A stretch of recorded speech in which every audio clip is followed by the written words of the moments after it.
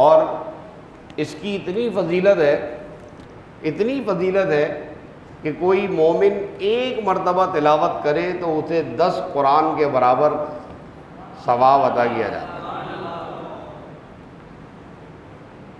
ہمارے یہاں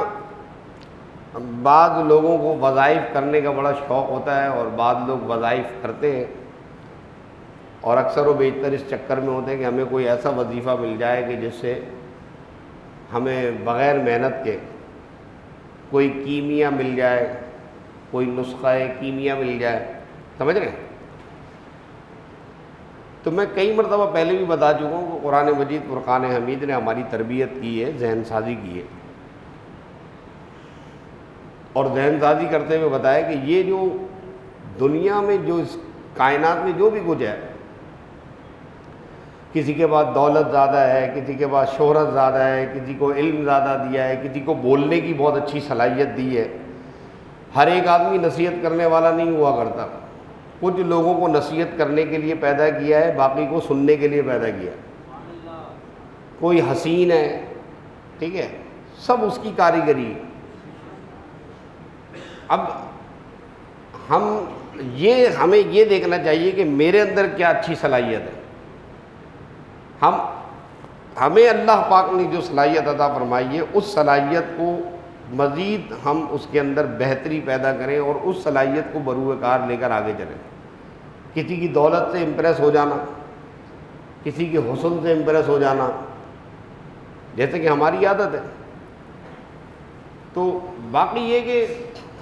دولت حاصل کرنے کے لیے یا مال میں خیر و برکت کے لیے دعا کرنا، وظیفہ پڑھنا، یہ صحابہ اکرام سے بھی ثابت ہے، وہ بھی دعا کرتے تھے اور دعا کرواتے تھے۔ تو اس حوالے سے علماء اکرام نے فرمایا کہ سورہ یاسین شریف، سورہ واقعہ شریف، 2 صورتیں ایسی ہیں، اور سورہ کہف، یہ 3 صورتیں ایسی ہیں کہ اگر آدمی ان کو اپنے ورد میں رکھے، یعنی روزانہ ایک مرتبہ پڑھنا ہے آپ نے، سورہ یاسین شریف پڑھنی ہے، سورہ واقعہ پڑھنی ہے، سورہ کہف جمعۃ المبارک کے دن پڑھنی ہے، تو اس کے 2 بڑے فائدے ہیں۔ ایک فائدہ تو یہ کہ اللہ تبارک و تعالیٰ ان کی برکت سے آپ کو آپ کی ضرورت کے مطابق مال عطا فرما دے گا، اور جب وہ اللہ تعالیٰ اس کی برکت سے دے گا تو وہ مال آپ کے لیے نقصان دہ نہیں ہوگا، سارا کا سارا فائدہ مند ہوگا۔ سمجھ رہے ہیں؟ اس مال سے آپ جو راشن خرید کے کھاؤ گے بیمار نہیں پڑو گے، اس مال سے جو موبائل خریدو گے موبائل چھینے گا نہیں، اس مال سے جو گاڑی لوگے وہ گاڑی جلے گی نہیں، چھینے گی نہیں، ڈوبے گی نہیں، کیونکہ وہ اللہ تبارک و تعالیٰ کی خاص جناب سے آپ کو عطا کیا جائے ایک نعمت کے طور پر۔ اور دوسرا بڑا فائدہ علماء کرام فرماتے ہیں کہ کل بروز قیامت، قرب قیامت میں جب دجال کا فتنہ ظاہر ہوگا تو اللہ تبارک و تعالیٰ سورہ کہف کی تلاوت کرنے والے کو فتنہ دجال سے بھی محفوظ رکھے گا۔ تو یاسین شریف کے بڑے فضائل ہیں۔ ہماری اکثر مائیں بہنیں گھروں میں میلاد شریف کا اہتمام کرتی ہیں، تو ابھی شعبان گزرا ہے، اس میں مجھے ویسے کنفرم نہیں معلوم، لیکن کسی نمازی بھائی نے مجھ سے پوچھا کہ وہ 10 بیویوں کی کہانی چاہیے۔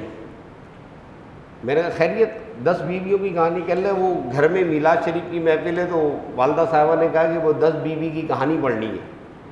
میں نے کہا والدہ صاحبہ کو میرا سلام کہیے گا اور ہاتھ جوڑ کر کہیے گا کہ یہ 10 بیوی کی کہانی جو ہے یہ جھوٹی کہانی ہے، اس کا کوئی ثبوت نہیں ہے، نہیں معلوم ہمیں۔ ہمارے علماء نے کتابوں میں لکھا کہ اس کے بارے میں ہمیں نہیں معلوم کہ کس نے ایجاد کیا، کس نے جاری کیا،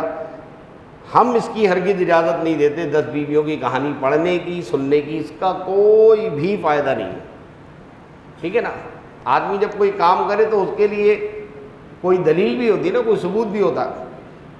تو وہ کہہ رہا ہے کہ اچھا تو پھر کیا کروں میں نے کہا امی سے کہیے گا کہ آپ کے ایک اور بیٹے نے آپ سے گزارش کی ہے کہ ایک مرتبہ سورہ یاسین شریف پڑھ لیجیے گا، انشاءاللہ تعالیٰ کنفرم گارنٹیڈ 10 قرآن پڑھنے کے برابر ثواب آپ کی جھولی میں ڈال دیا جائے گا۔ تو ہماری ماؤں اور بہنوں سے بھی میں یہ گزارش کروں گا کہ بہت اچھی بات ہے، آپ رائے مستقیم پر کام کرتی ہیں، میلاد پڑھتی ہیں، درود خوانی پڑھتی ہیں، ذکر اذکار کی محفلیں کرتی ہیں، بہت ساری ہماری مائیں بہنیں ان چیزوں کا اہتمام کرتی ہیں، لیکن اس میں تھوڑی سی اصلاح کی ضرورت ہے، اور وہ اصلاح کے لیے علماء سے رابطہ کرنا چاہیے۔ سورہ یاسین شریف میں ایک بڑا اہم نقطہ ہے، جو ویسے تو سارے کے سارے اہم ہیں، لیکن ایک میرے نزدیک جس کو میں سمجھ رہا ہوں، آپ سنیں گے تو آپ کہیں گے کہ واقعی بڑی اہم بات ہے، اور وہ یہ ہے کہ شخصی حتمی اور شخصی مغفرت کی بشارت ہے اس میں۔ حتمی شخصی مغفرت کا مطلب کیا ہے؟ فرد واحد کی مغفرت کا اس میں بشارت ہے۔ عام طور پر لوگ کہتے ہیں کہ بھئی آپ کو کیسے معلوم ہے کہ یہ جو بندہ مر گیا ہے یہ بالکل ایمان پر مرا ہے، اس کی بخشش ہو گئی، آپ نے اس کے اوپر مزار بنا دیا، قبہ بنا دیا، چادریں چڑھا رہے ہیں، قوالی گا رہے ہیں، بریانیاں تقسیم کر رہے ہیں؟ بھائی جیسے اور دیگر لوگ مر گئے قبرستان میں، ان کو آپ نے دفن کر دیا، ان کو بھی اٹھا کے قبرستان میں دفن کر دو، ان کے لیے آپ نے کیوں یہ اتنا تماشا کر کے رکھا ہوا؟ تو اس کا اعتراض کا جواب ہمارے لوگ نہیں دے پاتے۔ میں اس آیت سے استدلال کرتا ہوں کہ سورہ یاسین میں اللہ تبارک و تعالیٰ نے واضح طور پر فرمایا کہ جب حضرت عیسیٰ علیہ نبینا علیہ الصلوۃ والسلام یا حضرت موسیٰ علیہ الصلوۃ والسلام، ان کا کوئی امتی ہے جو ان پر ایمان لایا لیکن اپنا توجہ ہے ان پر ایمان لایا لیکن اپنا ایمان چھپا کے رکھتا ہے، سب کے سامنے ظاہر نہیں کرتا، تو جب کیا ہوا کہ ان کے اوپر قوم کے شریر لوگوں نے ظلم و ستم کرنا شروع کیا، وجاء من اقصى المدینۃ رجل یسعیٰ، تو شہر کے کنارے سے ایک شخص دوڑتا ہوا آیا اور کہنے لگا اے میری قوم، اس بھیجے ہوئے مرسلین، اس بھیجے ہوئے آدمی کی اتباع کرو، من لا یسألکم اجر، یہ تم سے اس کا کوئی اجر نہیں مانگ رہا، یہ اللہ تبارک و تعالیٰ کی طرف سے آیا ہے اور رحمان نے اس کو ہماری ہدایت کے لیے بھیجا ہے۔ ایک ایسا شخص جو تم سے صرف اس بات کا مطالبہ کرتا ہے، اس بات کی ڈیمانڈ کرتا ہے کہ تم ان تمام جھوٹے خداؤں کو کنارے رکھ کر اس ایک وحدہ لا شریک، جس کی دلیل دے رہا ہے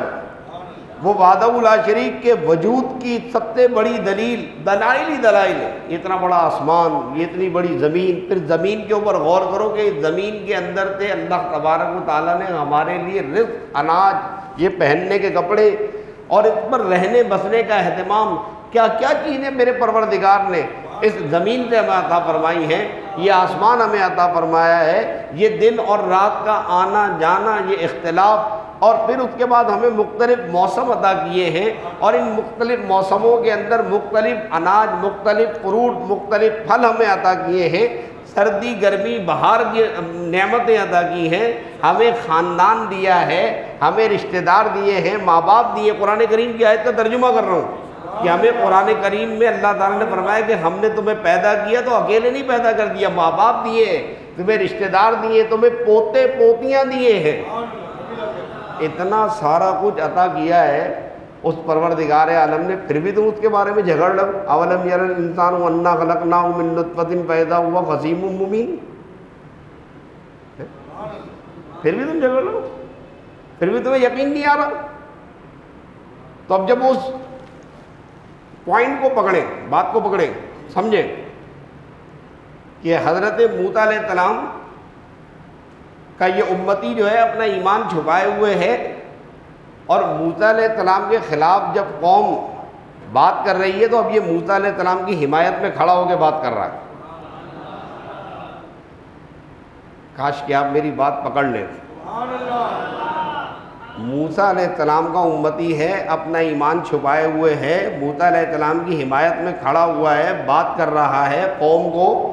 موٹیویٹ کر رہا ہے۔ آگئی بات یہاں تک؟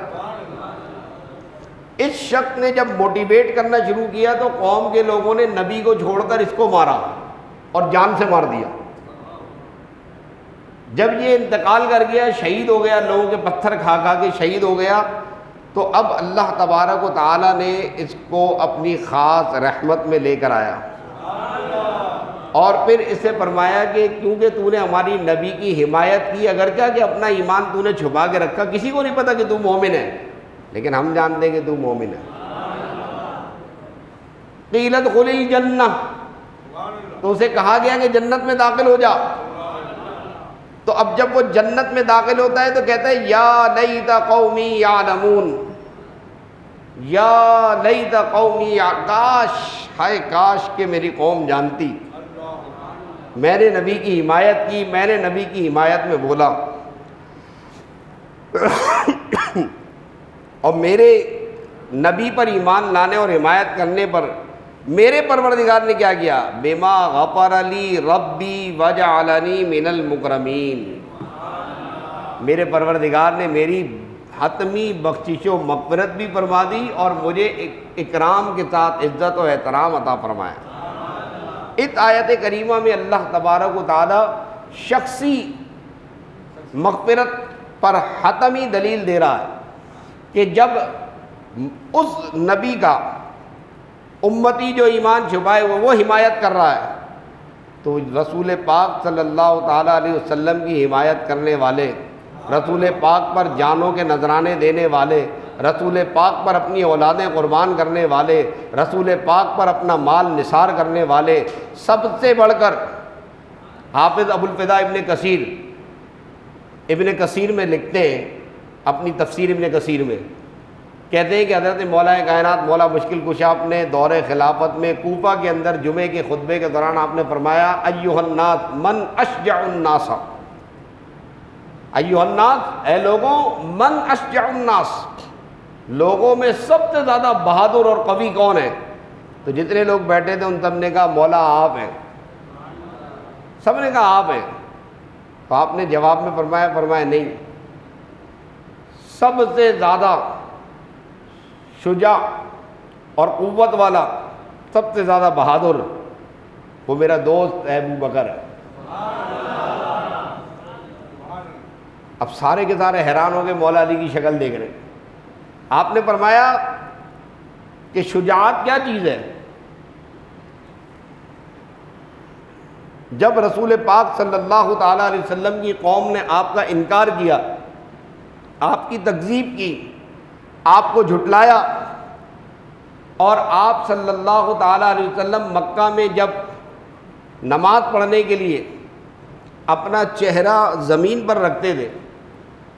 تو کفار مکہ، ابو جہل، عاص بن وائل، ولید بن مغیرہ، یہ ایک ایسا گندا لفظ استعمال کرتے تھے، مجھے یہاں مناسب نہیں ہے کہنا، بلکہ علماء نے منع بھی کیا ہے کہ اس طرح کی باتیں عوام تک نہ کہیں۔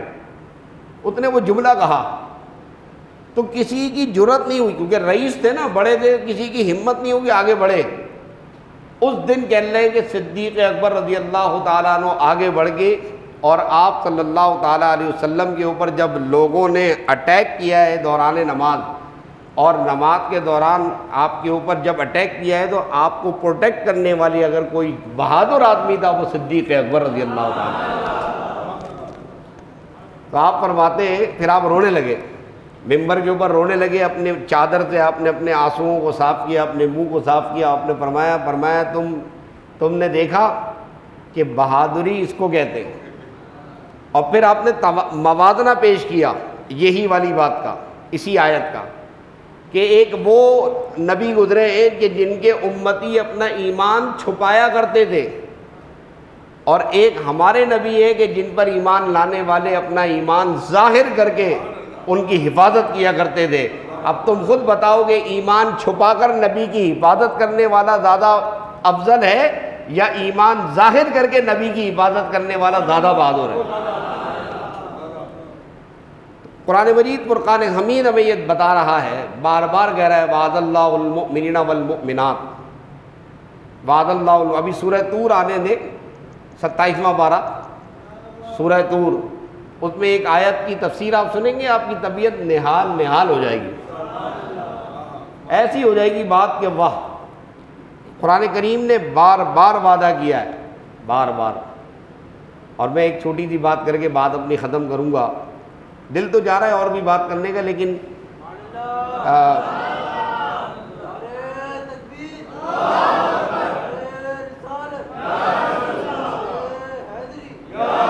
پروردگار عالم وہ اتنا کریم ہے، اس کی کریمی کے قربان جاؤں کہ ہمارا عمل چھوٹا ہے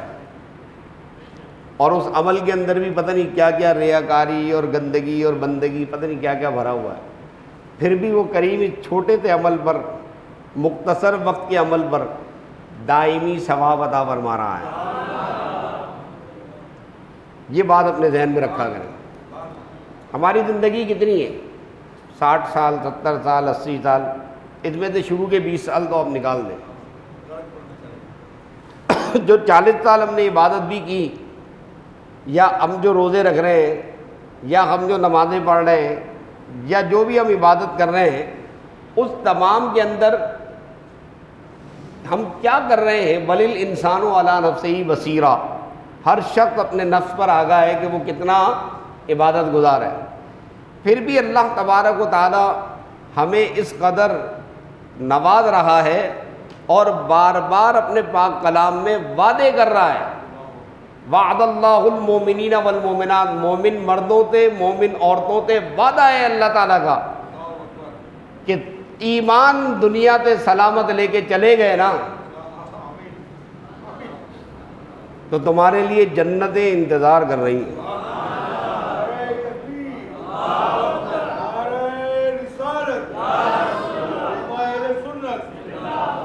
سورہ یاسین شریف کے مضامین میں ایک مضمون یہ بھی ہے کہ اللہ تبارک و تعالیٰ نے فرمایا کہ کل بروز قیامت جب بندہ خدا کی بارگاہ میں حاضر ہوگا اور سارے کے سارے موجود ہوں گے تو وہاں پر اللہ تعالیٰ ان گناہ گاروں سے فرمائے گا وامتازوا الیوم ایھا المجرمون، یہ گناہ گار جو ہے نا ذرا الگ صف میں آ جائیں۔ جیسے ہم پاکستانی پاسپورٹ لے کر جب پاکستان سے باہر جاتے ہیں، کسی بھی ایئرپورٹ پہ جاتے ہیں تو پاکستانی گرین پاسپورٹ کی اتنی عزت ہے، اتنی عزت ہے، اتنا مقام ہے، اتنا اللہ تبارک و تعالی کہ سب سے الگ ہماری لائن لگتی ہے۔ اور ایئرپورٹ پہ دنیا پاکستان سے باہر ہم جب کسی بھی ایئرپورٹ پہ قدم رکھتے ہیں تو پھر ہمارا سر فخر سے بلند ہو جاتا ہے کہ ہمیں وہاں کی سیکورٹی فورسز جو ہیں نا وہ دور سے دیکھ کر الگ کر دی، ادھر آ جاؤ، الگ آ جاؤ۔ اور اتنا مان سمان ہمیں ملتا ہے ہمارے پاسپورٹ کو ہمیں کہ جناب علی ہمارا سامان چیک ہو رہا ہوتا ہے، اسپیشل چیکنگ ہوتی ہے، اور بعض اوقات وہ اتنے جوش میں آ جاتی ہیں سیکورٹی فورسز کے بیگ کو پھاڑ دیتی ہیں۔ یہ سب محبت کا اظہار ہے نا، ایسی محبت، ایسی عزت، ایسا مان سمان ہوتا ہے۔ اور پھر اس مان سمان کو لے کر ہم وہاں جب رہ بس کے واپس آتے ہیں تو ابھی حال ہی میں مدینہ شریف سے واپس آیا ہوں، پھر اس سے پہلے ساؤتھ افریقہ گیا تھا، ساؤتھ افریقہ سے واپس آیا ہوں، تو میرا بھی بڑا پرانا تجربہ ہے کہ جب ہم واپس آتے ہیں تو یہاں پاکستانی اپنے کراچی ایئرپورٹ کے اوپر ہماری جو ایف آئی اے کے شہزادے کھڑے ہوئے ہوتے ہیں، یہ ہمارے ایف آئی اے کے شہزادے بھی ہمارا بڑا بہترین طریقے سے استقبال کرتے ہیں۔ پاسپورٹ دیکھیں گے، پوچھیں گے کہاں سے آ رہے ہو، کیا لے کے آئے ہو، کیا لے کر گئے تھے، اور اتنے پیار سے پوچھتے ہیں کہ بس کیا کہیے۔ ہاں، اب میں جواب ان کو پھر دیتا ہوں، اور کئی ایک مرتبہ تو ٹھیک ٹھاک قسم کا میں نے ایف آئی اے والوں کو جواب دیا ہے، انہوں نے بھی مجھے جواب دیا ہے، ایسا نہیں کہ انہوں نے مجھے کچھ نہیں کہا، ان کے پاس پاور ہے، قوت ہے، طاقت ہے۔ پاکستانی عوام تو آپ کو پتہ ہے کیڑے مکوڑوں والی زندگی ہم گزار رہے ہیں، لیکن بہرحال ہم نے بھی بتا دیا کہ بھائی تمہیں جو بھی کچھ مل رہا ہے نا وہ ہمارے ٹیکس سے ہی مل رہا ہے، تم جتنا بھی تنخواہ جو تم مہینے کی تنخواہ اٹھاتے ہو نا وہ میرے پیسے سے اٹھاتے ہو، تمہارے ابا کے پیسے نہیں ہوتے وہ۔ تو بہرحال ہمارے یہاں جو پاکستان نے ہمیں عزت و احترام دیا ہے، اس عزت و احترام کے ملنے کے بعد قرآن مجید کی آیت وہاں یاد آ جاتی ہے جب ہمیں الگ کیا جاتا ہے، وامتازوا الیوم ایھا المجرمون، کسی بھی ایئرپورٹ پہ کھڑے ہو تو یہ والی آیت یاد آتی ہے، الگ آ جاؤ، الگ آیا۔ قیامت کے دن بھی الگ کر دیا جائے گا۔ تو اللہ تبارک و تعالیٰ سے معافی مانگتے رہنی چاہیے کہ اللہ تعالیٰ ہمیں معاف فرمائے اور ہماری غلطیوں اور کوتاہیوں کو معاف فرمائے۔ اس دن بڑا سخت دن ہوگا، اس دن بڑا سخت دن ہوگا کہ اللہ تعالیٰ فرماتا ہے کہ ہم منہ پر مہر لگا دیں گے، اور یہ جو ہاتھ ہیں اور یہ جو پیر ہیں یہ ہم سے بات کریں گے۔ وَتُكَلِّمُنَا أَيْدِيهِمْ وَتَشْهَدُ أَرْجُلُهُمْ، یہی مضمون قرآن مجید میں ایک اور مقام پر بھی ہے۔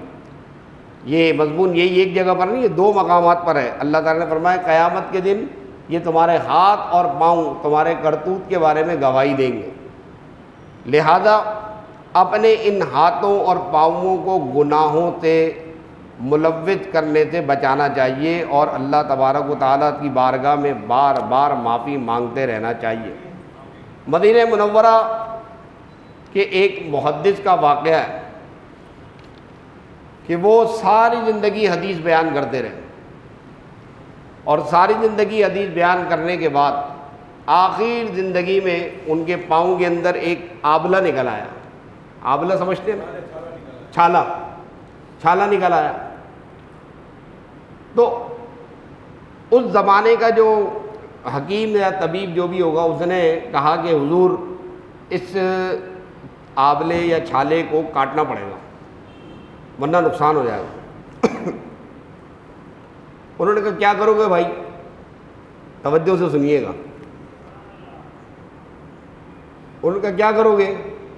کہ اللہ یہ کریں گے کہ آپ کو نشے کی دوا پلائیں گے، آپ بے ہوش ہو جائیں گے، پھر آپ کی بے ہوشی کے اندر ہی آپ کی ٹانگ پوری کاٹ دیں گے۔ تو آپ نے فرمایا نشہ پلاؤ گے؟ نشہ تو حرام ہے۔ چنانچہ اس محدث کے جتنے بھی طلباء تھے ان طلباء نے روایت کیا، ایک بہت بڑی جماعت نے اس بات کو روایت کیا کہ اس محدث، اس عالم دین نے کہا کہ ایسا نہیں ہو سکتا، کیونکہ وہ تابعی تھے۔ انہوں نے کہا ایسا نہیں ہو سکتا کہ میں شراب پیوں، نشہ آور چیز نہیں پیوں گا، تم اپنا کام کرو میں اپنا کام کروں گا۔ چنانچہ روایت کرنے والے کہتے ہیں کہ طبیب نے آری سے ان کی ٹانگ کو کاٹنا شروع کیا،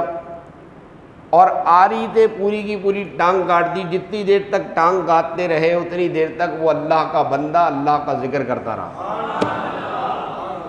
اور جب پوری ٹانگ کٹ گئی تو پوری ٹانگ کٹنے کے بعد اس کو زخم کو بند کرنے کے لیے اس زمانے میں کھولتے ہوئے تیل کے اندر وہ ڈال دیا جاتا تھا۔ تیل کو کھولایا گیا اور کھولتے ہوئے تیل میں وہ کٹی ہوئی ٹانگ ڈال دی۔ تکلیف ہو رہی ہے نہیں ہو رہی ہے؟ اب اندازہ لگائیے کہ جب وہ سارا کام معاملہ ختم ہو گیا تو ان کے شاگرد کہتے ہیں کہ یہ ذکر کرتے کرتے جب تکلیف اس حد تک پہنچی تو یہ بے ہوش ہو گئے، اور پھر جب اپنے وقت پر ہوش پہ آئے تو ان کے شاگردوں نے روایت کیا، کہتے ہیں کہ انہوں نے بارگاہ الہی میں صرف اتنا عرض کیا کہ مالک الملک، تو جانتا ہے کہ ساری زندگی میں نے تیرے دین کی خدمت میں گزاری ہے، ان ہاتھوں سے کبھی کوئی گناہ نہیں کیا، یہ پاؤں کبھی کسی ایسے راستے پہ نہیں چلے جو تیرے ناراضگی کا سبب ہو، لیکن اس